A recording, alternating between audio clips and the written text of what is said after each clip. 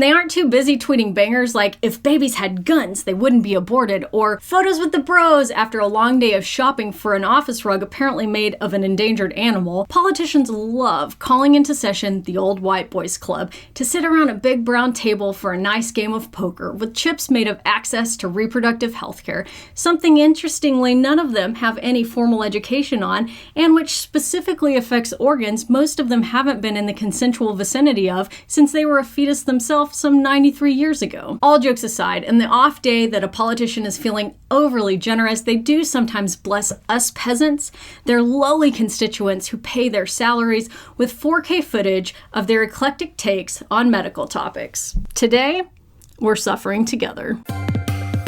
If an abortion could be considered in a case of, say, a tubal pregnancy or something like that, what about in the case of rape? Should it be legal or not? Well, you know, people always want to try and make that as one of those things. Well, how do you slice this particularly tough sort of ethical question?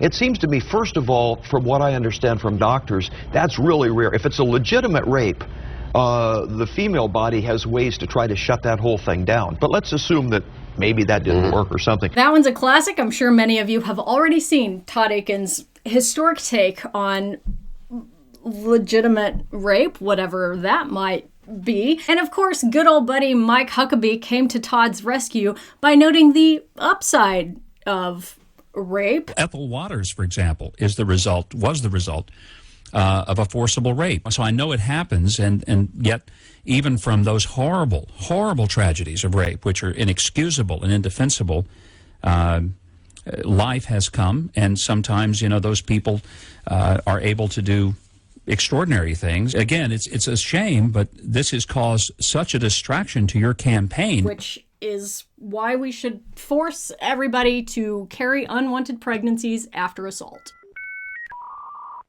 Mike, can you tell me if I'm interpreting this incorrectly? I believe that life begins at conception.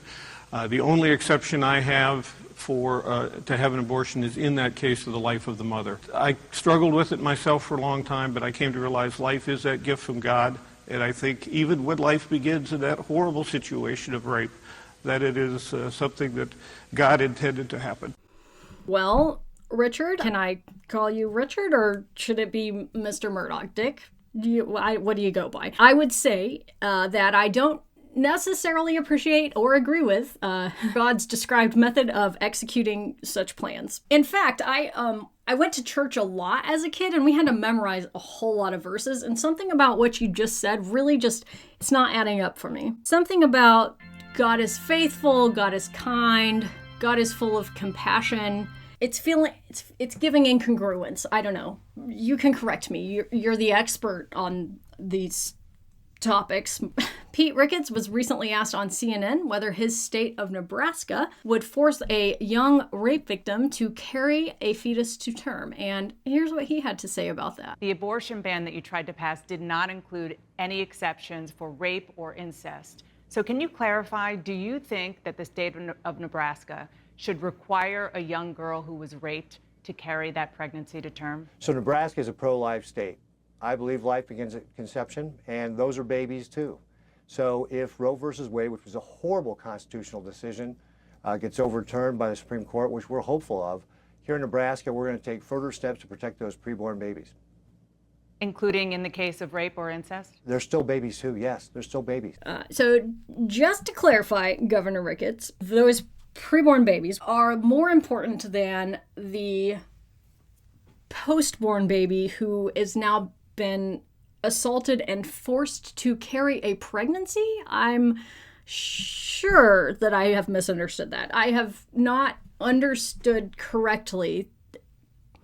If a 10-year-old was a victim of rape, or even they didn't call it rape, because, I mean, any 10-year-old having sex, whether they call it rape or not, is been assaulted, we would force them to carry that pregnancy to term, risking their life, health, and future fertility, not to mention emotional and social implications, because Nebraska is a pro-life state, okay?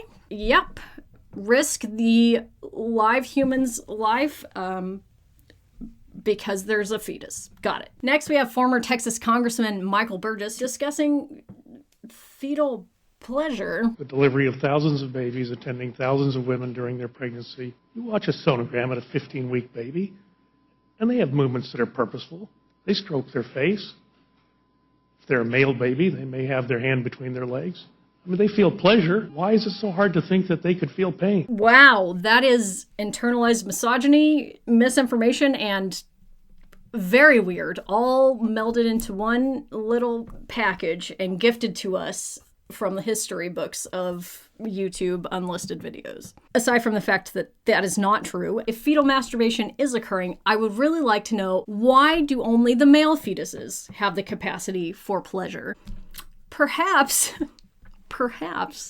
we've got some underlying misogyny lining out in this discussion of fetal pleasure. I can't believe I'm saying that. This is commentary from Catherine Glenn Foster, who is an anti-choice activist who has previously chosen abortion for herself, but subsequently decided that nobody else should have that choice, and it is her life's goal to make sure that doesn't happen. If you'd feel comfortable, Catherine Foster, you come to this issue with a very personal story. I came to the pro-life movement.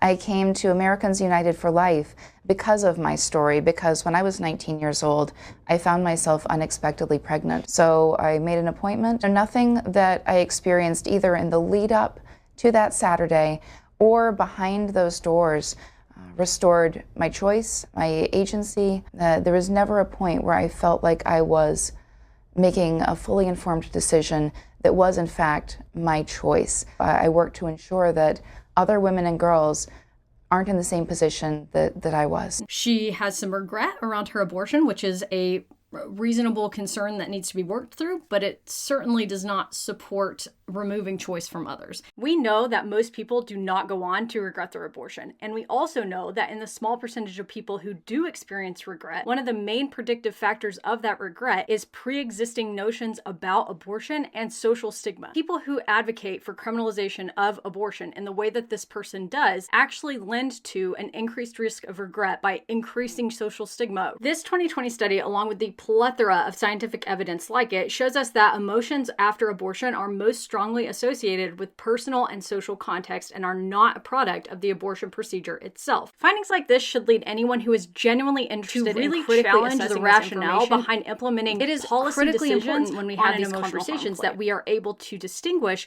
the very valid but anecdotal experience which Catherine is describing from the data that shows us that overall risk of regret is low. Her emotions about this topic are valid and important, and mental health care and making the right decision for you are critically important to well-being, but we cannot in good faith advocate for making other people's health and policy decisions based on an individual's anecdotal experiences. So while that personal experience is valid, it does not get to stand in place of all of the data that we have. This is her exchange with Representative Eric Swalwell of California. Do you think a 10-year-old would choose to carry? In the 10-year-old case, first of all, the Ohio... No, my question is, would a 10-year-old choose to carry a baby? In the Ohio case, the Ohio Attorney General said that abortion would have been justified. Focus on the question, please. Would a 10-year-old choose to carry a baby? I cannot... Do you think a 10-year-old should choose to carry a baby? I believe it would probably impact her life, and so therefore it would fall under any exception and would not be an abortion. Wait. It would not be an abortion if a 10-year-old with her parents made the decision not to have a baby that was a result of a rape? Just a side note for Catherine, any pregnancy of any person will significantly impact their life, and that is not an exception to any abortion laws. If it were, that would be called choice, and everyone would have it. It would not be an abortion if a 10-year-old with her parents made the decision not to have a baby that was a result of a rape? If a 10-year-old became pregnant as a result of rape and it was threatening her life, then that's not an abortion. So it would not fall under any abortion restriction in our nation. Aside from the fact that this scenario would not fall under many abortion exceptions in really restrictive states, even if it did, that would not magically make it not an abortion. This changing of language to fit into people's boxes is a specific political tactic and is also extremely dangerous. We cannot change the definitions of words to make ourselves feel more comfortable. Politics has hijacked the word abortion. It is not a dirty word. It is a medical word. We have to use this and normalize it and talk about it, okay? It doesn't make it not an abortion. It makes it an abortion that Catherine agrees with. It just doesn't sit well with me that people are so indoctrinated and concerned with remaining in these stringent boxes that they will literally change the definitions of words to keep themselves from conceding that maybe there is some middle ground we need to discuss here. Ms. Warbelow, are you familiar with disinformation? Yes, I am. Did you just hear some disinformation? Yes, I heard some very significant disinformation. Why don't you tell me about that? Yes, an abortion is a procedure. It's a medical procedure that individuals undergo for a wide range of circumstances, including because they have been sexually assaulted, raped in the case of the 10-year-old. It doesn't matter whether or not there is a statutory exemption. It is still a medical procedure that is understood to be an abortion. Oh my God, I wish I could see Catherine's face right now. And Sarah said everything that needed to be said, so we can move on. I hope that you learned something today. I had many more of these, so I will be making a part 2. If you all enjoyed this video and you'd like to see part 2, leave a like on this video. Subscribe if you're not subscribed. Hit that notification bell so you never miss an upload. I'll see you next Monday.